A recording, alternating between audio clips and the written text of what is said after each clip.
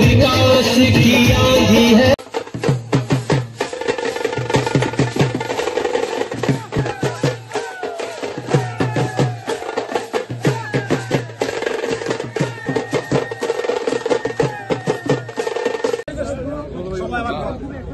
এসআইআরের বিরুদ্ধে বলে যারা 10-12 বছর ধরে রাজনীতি করে তারা না জানলে আমি বুঝবো যে বুঝে না। আমাদের ভারতবর্ষে বহুবার এসআইআর হয়েছে।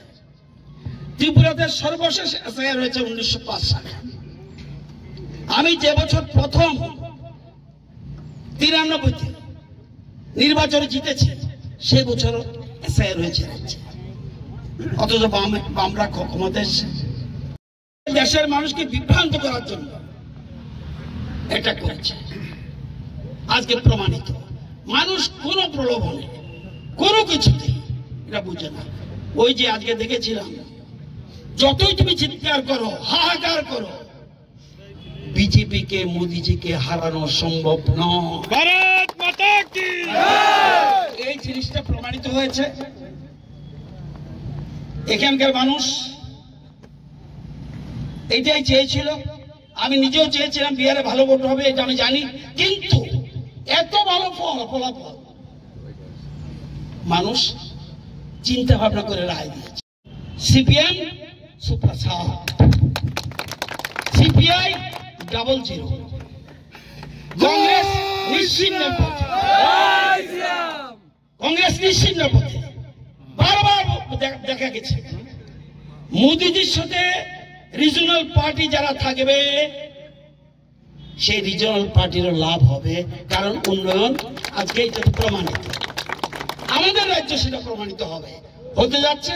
যত চেষ্টা করো জিতেন বাবু, আমি যে বছর এমএলএ সে বছর উনি সেই বছরে বিধানসভা এসেছে এবং জেনে শুনে পাপ করছে, জেনে শুনে পাপ করছে। রাজ্যের মানুষ ক্ষমা করবে না এবং তারা কোনোদিন যেমন পশ্চিমবঙ্গে আর ফিরে আসতে পারেনি, ত্রিপুরায় কোনোদিন সিপিএম ফিরে আসতে পারবে না। মানুষ আজকে দেখেছে মোদিজির নেতৃত্বে পৃথিবীতে ভারতবর্ষ কত শক্তিশালী দেশে পরিণত হচ্ছে, কিভাবে অর্থনীতিতে এগিয়ে যাচ্ছে। আজকে সেই জিনিসটা বিহারের ভোটে প্রমাণিত হয়েছে।